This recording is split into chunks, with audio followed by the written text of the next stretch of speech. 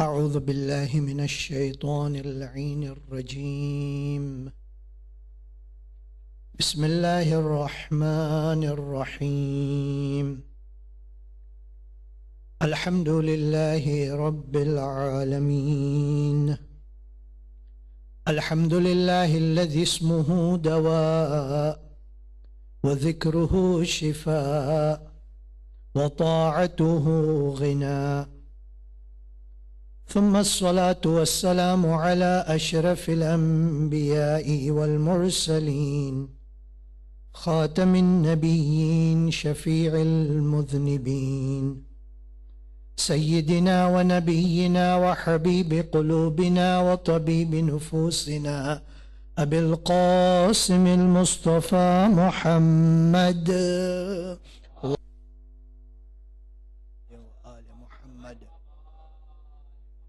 وعلى آله الطيبين الطاهرين المعصومين الذين ذهب الله عنهم الرجس وطهرهم تطهيرا.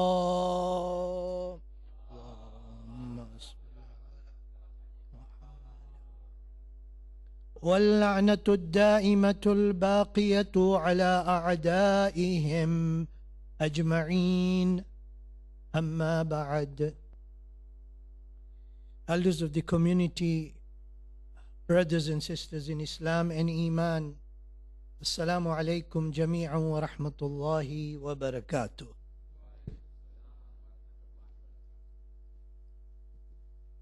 I take this opportunity to thank the Jama'at for giving me this honor to deliver a lecture on this evening when we have assembled here to commemorate the wafat of the uncle of the Holy Prophet, Hazrat Abu Talib.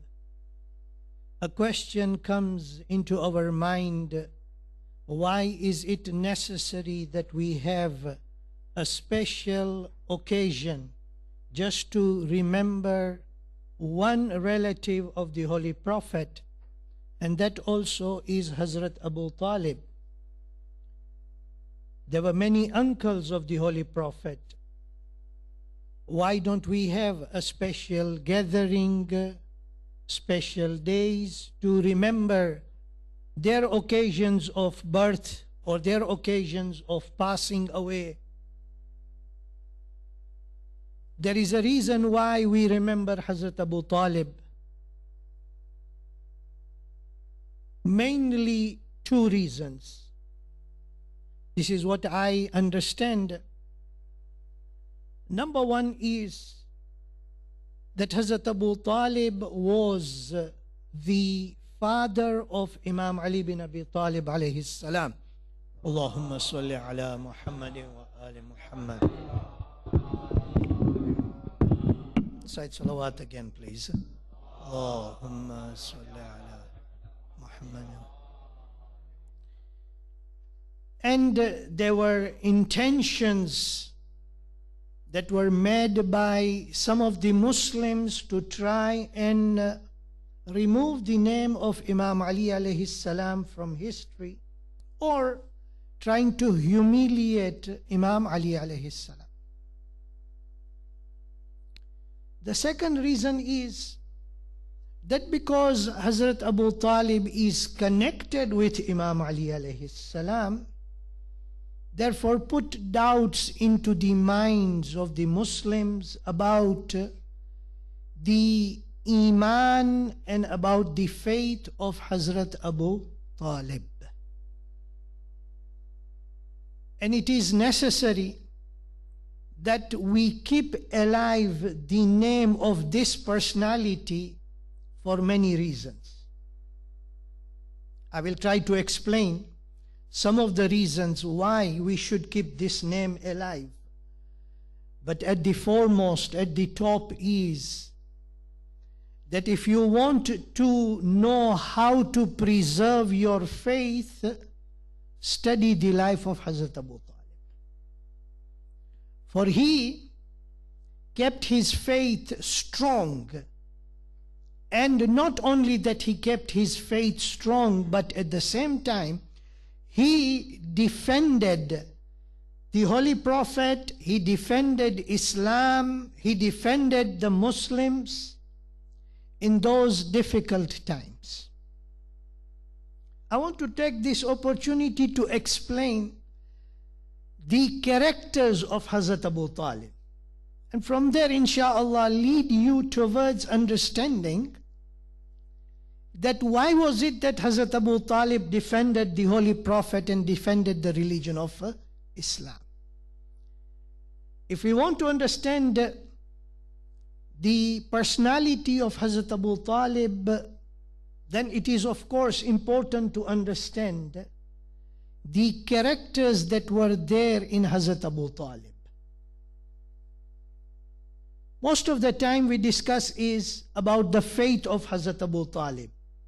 Very rarely I have seen that or I have heard people discussing about the characters of Hazrat Abu Talib.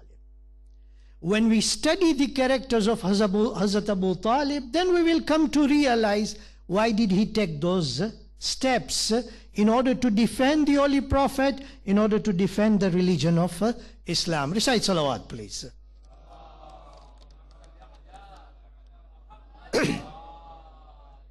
I want to ask one question, and if anyone is ready, please answer this question.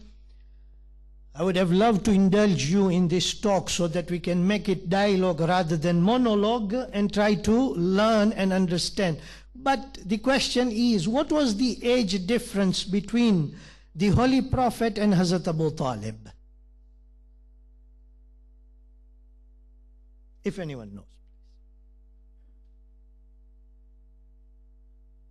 The age difference between Hazrat Abu Talib and the Holy Prophet was 35 years. So at the time when the Holy Prophet was born, Hazrat Abu Talib was already 35 years old. It shows very clearly that Hazrat Abu Talib was elder to the father of the Holy Prophet. Because Hazrat Abdullah was 24 years or 25 years old when he got married. And within that year's time, Hazrat Abdullah passed away from this world. The Holy Prophet was born as an orphan. And then we know that the responsibility of looking for the upbringing of the Holy Prophet was on the shoulders of Hazrat Abdul Muttalib, the grandfather of the Holy Prophet, who very well understood and very well knew that this boy is someone special. For at the time of his death, when he gave the responsibility for the upbringing, for looking after the Holy Prophet to Hazrat Abu Talib, he also mentioned that remember that you have to take great responsibility, for this one is a special one. Having given this responsibility, Hazrat Abu Talib fulfilled those responsibilities, which we know in history. Coming to the characters of Hazrat Abu Talib, from which we need to learn and to understand. Hazrat Abu Talib was living in an era at the time when there were many social evils that were prevalent in the society. Such social evils that are even present in our times, in the general society, in United Kingdom, or if I can say throughout the world. One of the social evil at that time was consuming of alcohol, and that consuming of alcohol was not only in public places, but in houses also. In other words, people were sort of slaves to such social evils. The other one was gambling. Now, living in that society, Hazrat Abu Talib had a position, whilst the other leaders who were worshipping idols, there were other leaders who were openly practicing these social evils or committing and indulging themselves into these social evils. History bears witness that Hazrat Abu Talib was clean of all these social evils. He was not a gambler. He was not drinking alcohol. I'm talking about the time before the advent of Islam, before the Holy Prophet started propagating the message of Islam. This was the character of Hazrat Abu Talib. So we want to ask this question. When people go into the society, when people mix generally in the society, they are friends with the people who have other beliefs, who follow other cultures.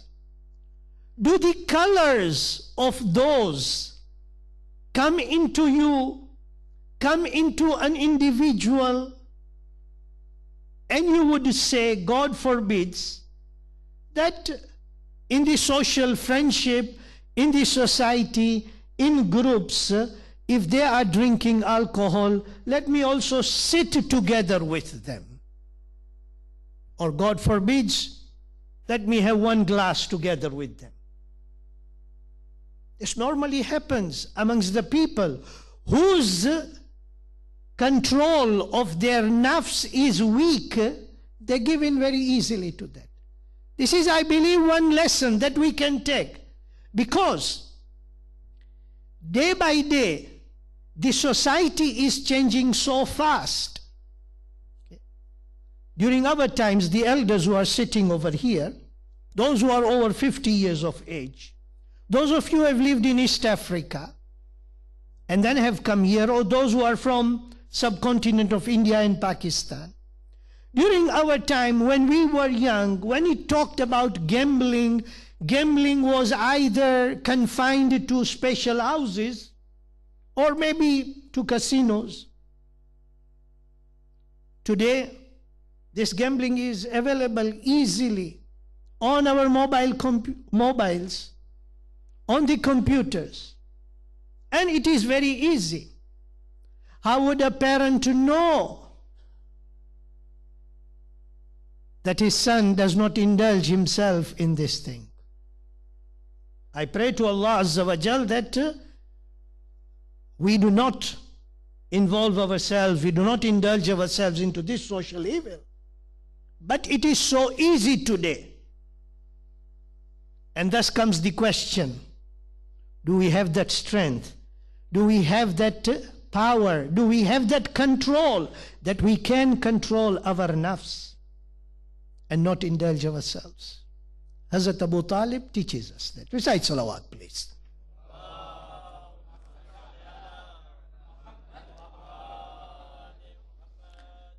The other character of Hazrat Abu Talib was that of forbidding evil, something what we call as nahi anil munkar today, forbidding people from indulging in evil acts. Remember, elders, brothers, sisters, we always talk of reformation, always. Sometimes you hear a group of people sitting together, our community needs to reform. Sometimes you hear people talking publicly and say, we need to change here, and we need to change here, and we need to change here. I want to ask one question. Would that reformation take place just by us sitting and talking and saying, or sometimes taking a step, or making a rule, or making a policy and saying, this is how we are going to change? Remember, as tomorrow you celebrate, inshallah, all of us celebrate the day of Mab'ath, the day of the appointment of the Holy Prophet to prophethood, remember this point, that reformation will only come when each an individual in us begins to reform himself. Hazrat Abu Talib had that difficulty when he was living in that society. He was not spreading Islam. Hazrat Abu Talib was not appointed by Allah Azza wa Jal to do the work of mission, to spread the message of Allah. No. He was in that society, he was trying to convey this message to the people. You want to bring about change in the society, bring change in yourself first. When you bring in the change in yourself, each individual begins that I want to be nearer to Allah Azza wa Jal. I want to be of those who is always aspiring to go as close as possible to Allah Azza wa Jal. Automatically you will have a society of pious people. Automatically. You don't even need to build that, because each and every one of us is aspiring, moving towards that stage that I would like to be nearer to Allah Azza wa Jal. This is one of the characters of Hazrat Abu Talib. Not living in the society like this only, but trying to bring about the change, trying to bring about that reformation. One other character of Hazrat Abu Talib was that of emphasizing, of earning what is halal. He himself, Hazrat Abu Talib himself, was a trader. He was, according to history, it is mentioned that he used to trade in wheat and perfume. And he was well-known trader of these two commodities amongst the Arabs.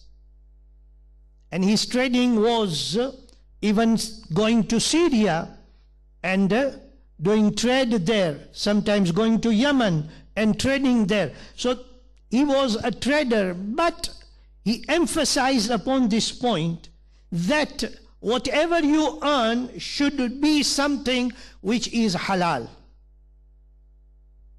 History mentions this, that before the Holy Prophet started spreading the message of Islam, there was a time when the walls of Kaaba had weakened, and there was a program, a project in order to strengthen the walls of Kaaba.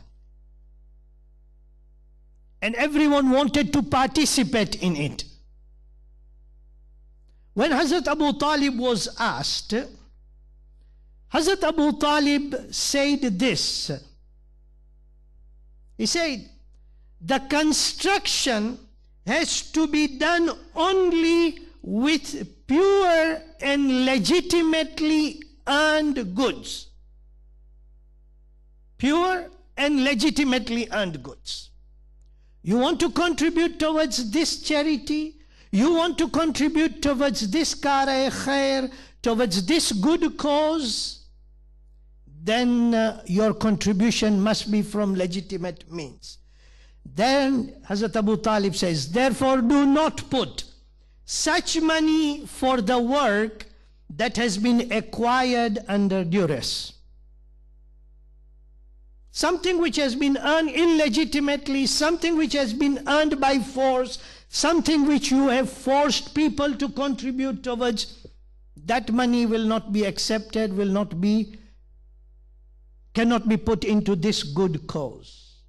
This was an important principle, ensuring that in the society, if the good work has to progress, if the work of charity has to progress, if there are people who will take up these good causes, the contribution that comes to these good causes must be from that which you have earned legitimately. Otherwise, it would be easy, as people do today, that they have drug money and they want to make that black money into white money and launder it through the banks, spend it through the other causes. Of course, when we give in the way of Allah Azza wa Jal. And who is better, who knows what money we are putting than Allah Azza wa Jal? He knows the best. This principle was important at that time. And Hazrat Abu Talib ensured that this principle was followed. Right. We come to the other character of Hazrat Abu Talib. He had enemies. There were people who did not like him.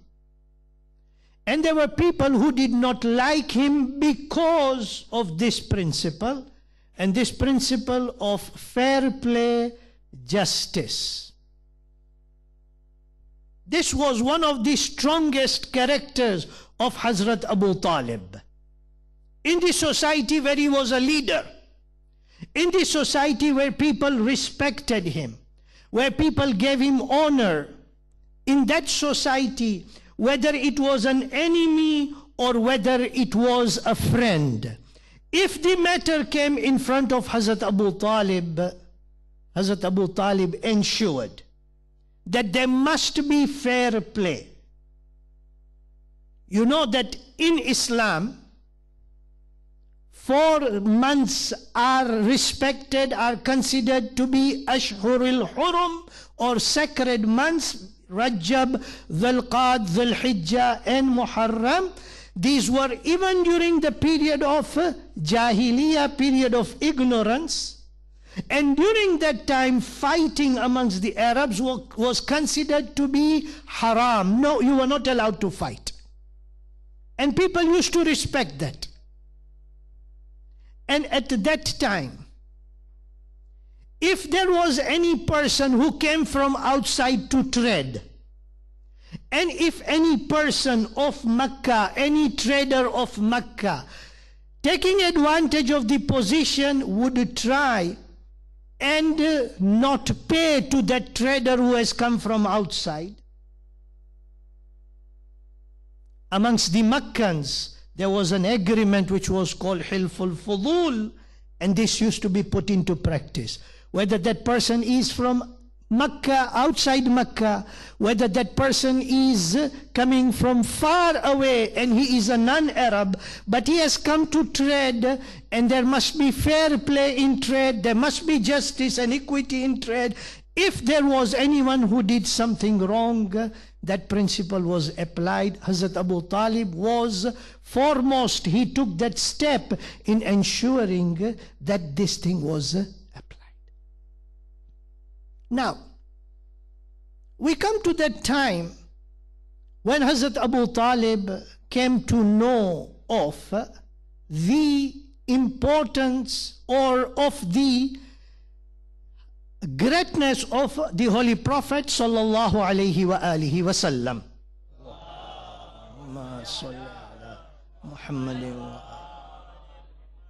This is mentioned in history, but I said earlier that Hazrat Abu Talib was already told by Hazrat Abdul Muttalib to look after the Holy Prophet, for Hazrat Abdul Muttalib also knew. How did he know? There is one incident mentioned in history, that there was a drought at the time. What did Hazrat Abdul Muttalib do when people came to ask him that do something, let us pray? Hazrat Abdul Muttalib, at that time the Holy Prophet was still infant, right? Hazrat Abdul Muttalib takes this infant child, that is, takes the Holy Prophet, comes near Kaaba and prays to Allah Azza wa Jal through the wasila of the Holy Prophet, asking for rain. So Hazrat Abdul Muttalib knew, Hazrat Abu Talib knew. But this incident that I want to mention, which I'm sure that you have heard, but I want to mention 1 or 2 points in there, inshallah, for the younger brothers, they will understand. You have heard about the incident of a monk by the name of Some people write it as Bahira. Some people write it as Buhira. When the Holy Prophet was about 12 years old, the Holy Prophet, Hazrat Abu Talib, decided to travel for trade to Syria. The Holy Prophet saw Hazrat Abu Talib leaving him. The Holy Prophet is crying. Hazrat Abu Talib looks at the Holy Prophet, takes the Holy Prophet together with him. This journey was a long journey. They were traveling, taking goods with them, how fast they were moving. Hazrat Abu Talib knew that this journey is going to be a difficult journey, but he took the Holy Prophet together with him. They reached to a place where there was an abbey or hermitage. There used to be monks there. And one of these monks, who was called Buhira or Bahira, when he saw this caravan coming, he noticed something which was out of extraordinary, or it was out of normal. Let me remind you this thing, that these caravans always used to pass by there, and they used to stop, but never did the monk any time invite them to come and have food with them. This time he sees, but he sees something which is out of normal. He sees that when this caravan is moving, at one particular place there is a cloud which is moving together.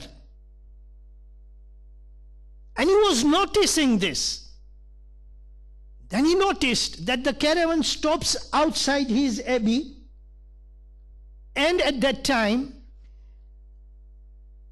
someone goes and sits under the tree. When he goes and sits under the tree, he sees that the cloud has come and it is also covering that tree. And he knew that there is something special here.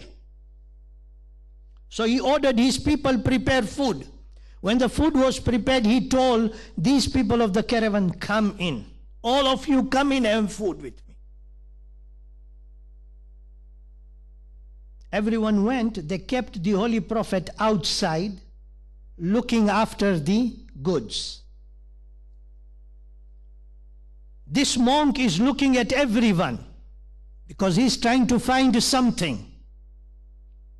And he says that there isn't anything special about all those traders who have come here.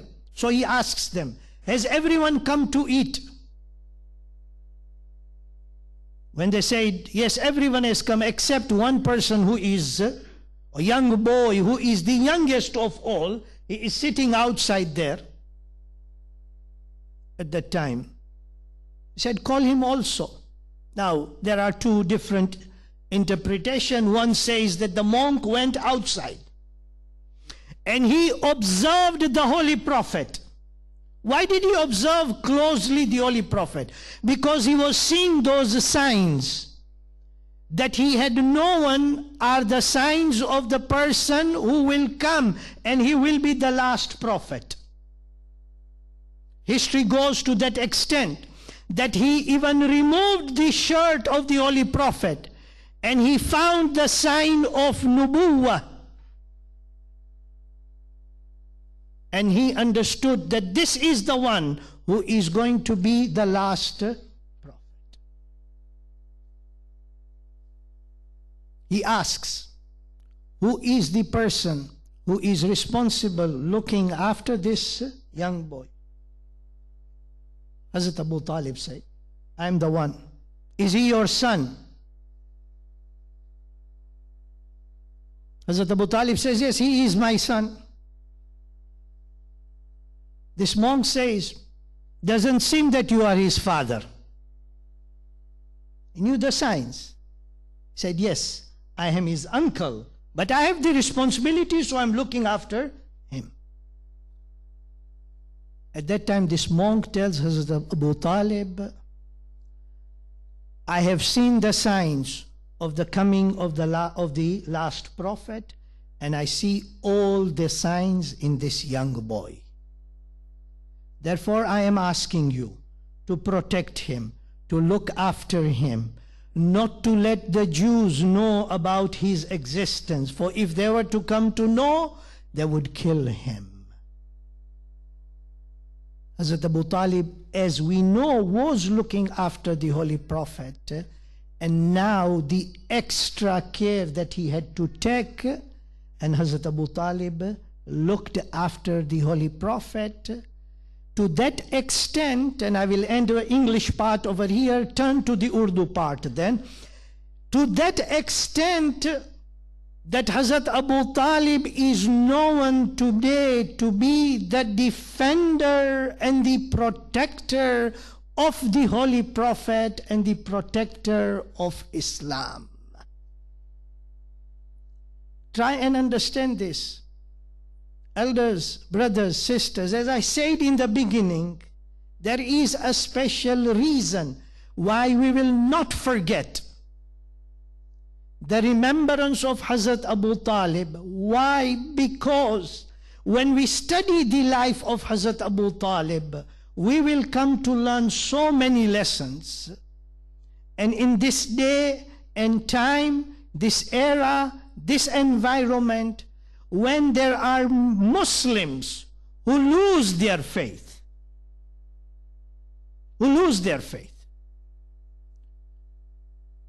Just now as I was coming to Leicester, someone sent me a message saying that there is one Saudi prince who graduated, got a degree, and he spent $20 million just to celebrate of his passing.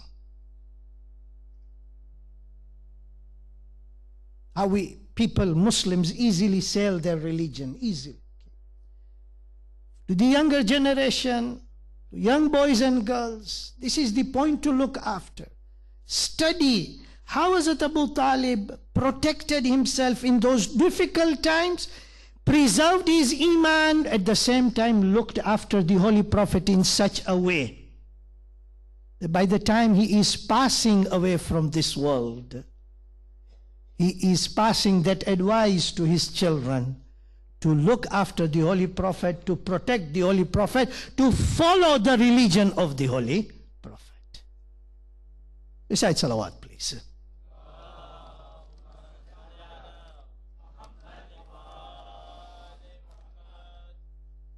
मुमिनीन मुमिनात, ये सवाल हर वक्त पैदा होता है कि आया हजरत अबू तालिब पैगंबर इस्लाम पर ईमान लाए थे या नहीं लाए थे।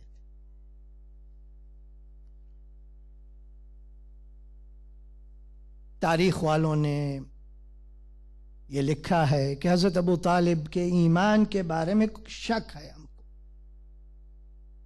मैं चाहता हूं आपके सामने कुछ ऐसी दलाइल पेश करूं इंशाअल्लाह, जिसकी वजह से जो जानते हैं वो जानते हैं इंशाअल्लाह, लेकिन नहीं जानते तो उसके ऊपर फिक्र करेंगे कि ये कितनी स्ट्रॉन्ग दलाइल थी जो अहले बैत ताहिरीन अलैहिस्सलाम ने पेश की, जिसकी वजह से हमको पता चलता है कि हज़रत अबू तालिब फ़कत ईमान नहीं लाए थे लेकिन हज़रत अबू तालिब पैगंबर के मुहाफिज थे और इस्लाम के मुहाफिज थे। पहली दलील,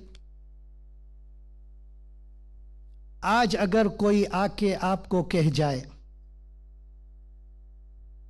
मैं आपको एक नमूना, एक मिसाल पेश करता हूं। आप जानते हैं किताब अल इरशाद जो शेख मुफीद अलैहि रहमान ने लिखी थी, उसका तर्जुमा अंग्रेजी में इयन होवर्ड ने किया था, जिसका इंतकाल हो गया है। जब आप अल इरशाद पढ़े, और जिन्होंने पढ़ी है अल इरशाद वो जानते हैं कि इसमें जो मालूमात है जो शेख मुफीद अलैहि रहमान ने पेश किए, मालूमात जो हमारे अइम्मा ताहिरीन अलैहिस्सलाम के बारे में है, जबरदस्त किताब है। ये आदमी ने उसको तर्जुमा किया था। میں یہ سوچ رہا تھا کہ یہ ایون ہاورڈ جو ہے وہ مسلمان ہے، شیعہ ہے. اس نے عربی زبان سے انگریزی زبان میں اس نے ترجمہ کر لیا. یہ میں مثال پیش کر رہا ہوں اس وجہ سے تاکہ یہ دلیل پیش کر سکوں کہ لوگ اس کے بارے میں سوچیں گے انشاءاللہ.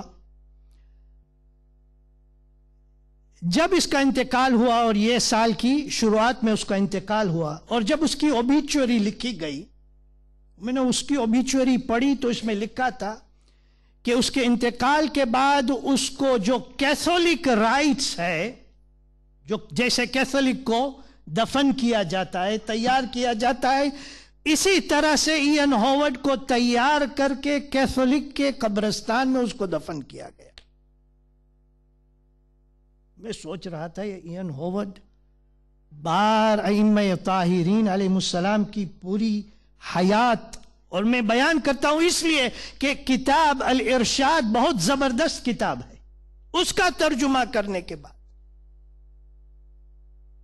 ابھی آپ کو مثال دیتا ہوں کہ اگر آپ کو یہ خبر مل جائے کہ ایون ہاورڈ کا انتقال ہو گیا ہے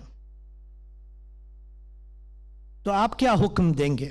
اگر آپ جانتے ہو کہ کیتھولک ہے، مسلمان نہیں ہے، شیعہ نہیں ہے، مسلمان نہیں ہے، آپ کیا کرو؟ آپ کہو کہ اس کو غسل دیا جائے، کفن پہنایا جائے، اسلامی طریقے سے دفن کیا جائے؟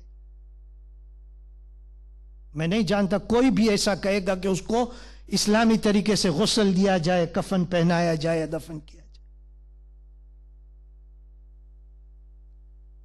جب حضرت ابو طالب کی وفات ہوئی اور مولا کائنات امام علی بن ابی طالب صلوات اللہ وسلامہ علیہ محمد کو خبر ملی، امام نے خود بیان کیا، امام خود آئے پیغمبر کے پاس اور کہا کہ بابا کا انتقال ہو گیا ہے، تو پیغمبر اسلام رونے لگے. اور اس کے بعد امام علی علیہ السلام کو حکم دیا، اے ابو طالب، اے علی، اپنے بابا کو غسل دو، کفن پہناؤ، اور جب تیار ہو جائے تو ہم اس کو اسلامی طریقے سے دفن کریں گے. اس سے بہترین دلیل کیا ہے کہ خود پیغمبر جانتے تھے کہ شاید آپ مسلمان نہیں جانتے کہ میرے چچا ابو طالب نے اسلام قبول کیا تھا اور ایمان لائے تھے. اگر آپ نہیں جانتے تو میں جانتا ہوں کہ انہوں نے قبول کیا تھا اور اس کا انتقال ہو گیا اور اس کو دفن کیا جائے. یہ پہلی دلیل. امام علی زین العابدین صلوات اللہ وسلامہ علیہ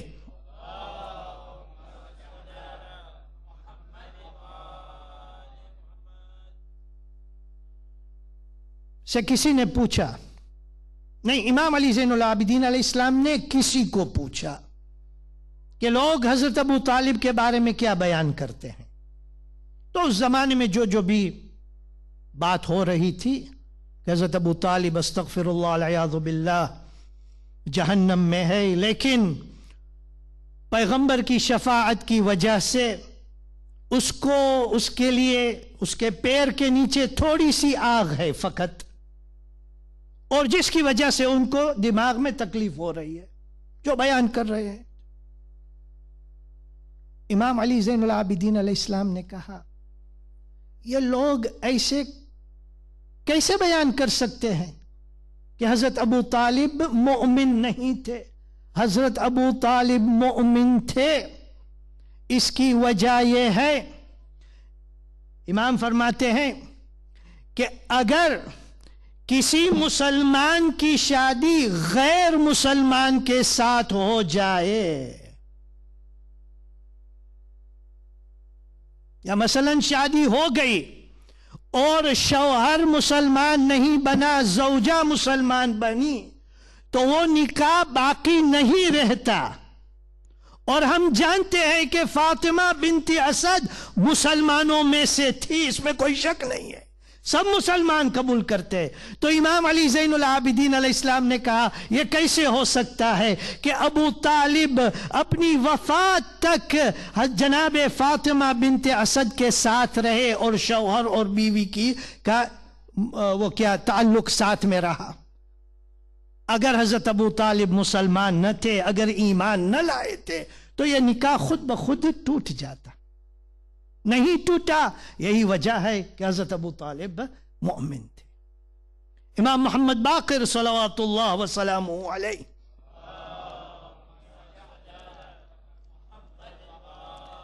بیان کرتے ہیں کہ حضرت ابو طالب کا ایمان بہت سے صحابیوں کے ایمان سے برتر ہے.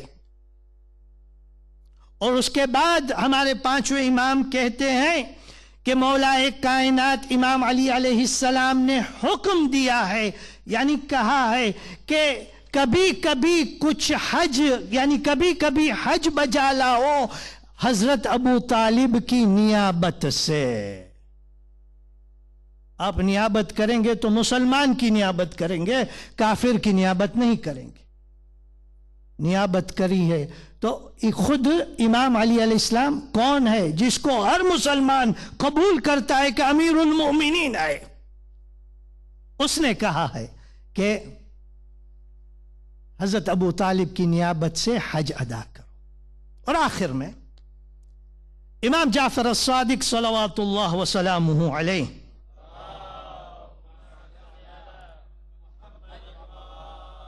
وہ فرماتے ہیں کہ حضرت ابو طالب اصحاب کہف جیسے تھے.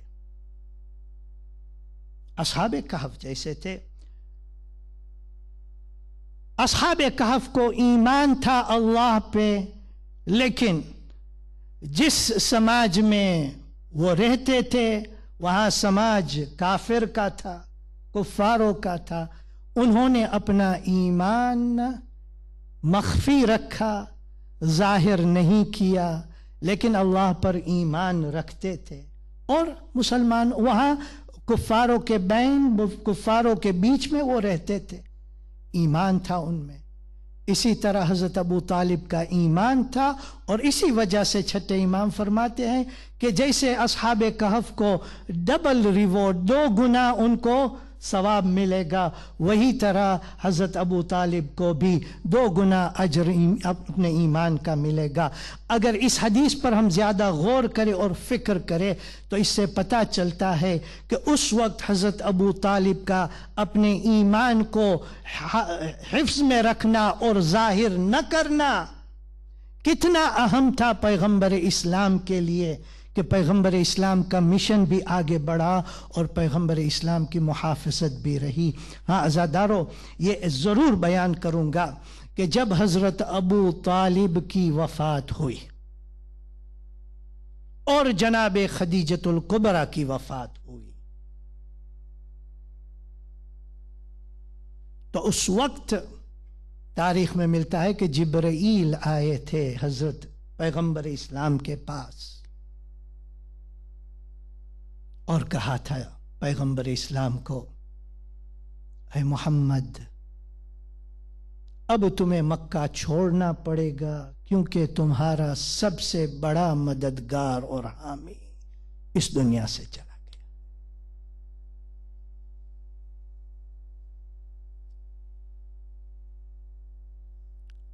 زادارو، حضرت ابو طالب بیمار رہے اور اس بیماری میں جب آخری وقت آیا ہے سب کو اکٹھا کیا، اور تاریخ کی کتابوں میں ہم کو ملتا ہے کہ حضرت ابو طالب نے جو وصیت کی تھی اس وصیت میں ایک فکرہ تھا کہ انہوں نے کہا تھا پیغمبر کا ساتھ نہ چھوڑنا، پیغمبر کے ساتھ رہنا، کیونکہ اگر آپ پیغمبر کے ساتھ رہیں گے تو اس دنیا میں اور آخرت میں سب میں آپ کو فائدہ ملے گا. سزادارو، حضرت ابو طالب کا انتقال ہوا، پیغمبر کو صدمہ ہوا، اور امام علی علیہ السلام کو بھی صدمہ ہوا. لیکن ہم بھول جاتے ہیں عزادارو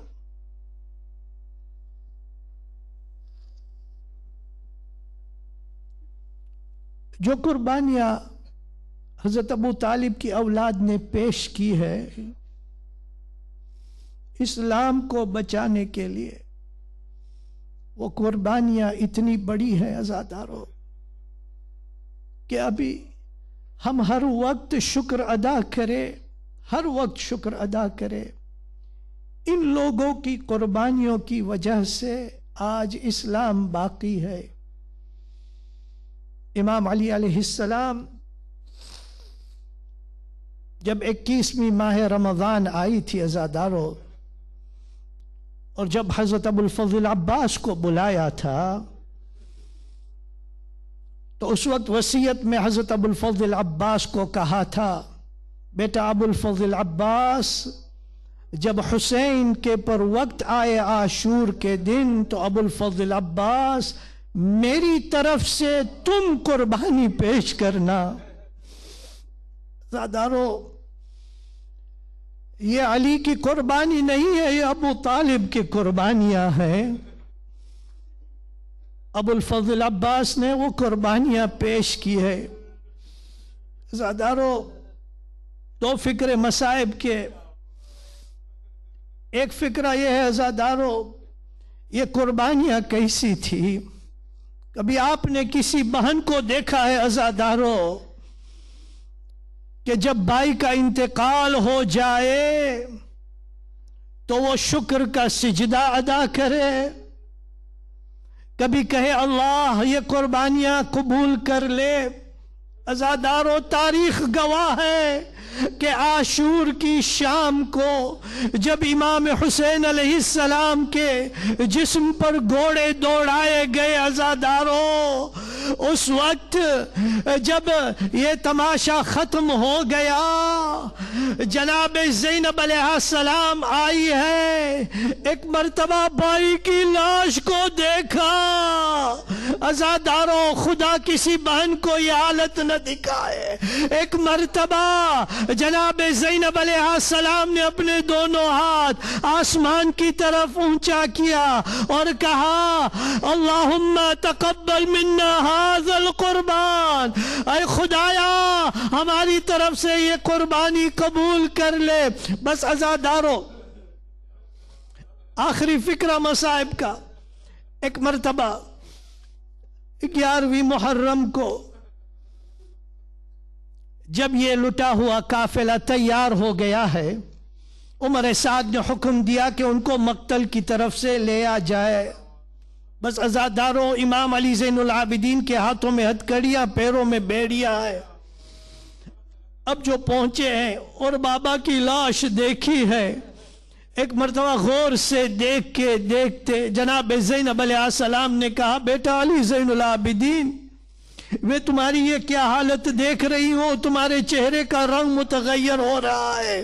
بس عزاداروں سن سکو گے، ایک مرتبہ امام علی زین العابدین نے کہا ففی اماں ذرا انصاف کیجئے، جس کا جوان فرزند زندہ ہو اس کے بابا کی لاش میں گور و کفن پڑی ہے، نہ کوئی غسل دینے والا ہے، نہ کفن دینے والا ہے، نہ دفن کرنے والا ہے، میں زندہ ہوں، میرے بابا کی لاش ایسے ہی پڑی ہے۔ بس عزاداروں، ایک مرتبہ جناب زینب علیہ السلام نے کہا بیٹا علی زین العابدین گھبرانا نہیں، تسلیہ دینے لگی، اے بیٹا یہاں قبر بنے گی، یہاں زوار آئیں گے، ہاں بیٹا لوگ آئیں گے، ماتم کریں گے۔ بس عزاداروں، حمید ابن مسلم کہتا ہے میں کربلا کے ہر واقعے کو بھول سکتا ہوں، یہ نہیں بھولوں گا۔ ایک مرتبہ زینب بیان کرتے کرتے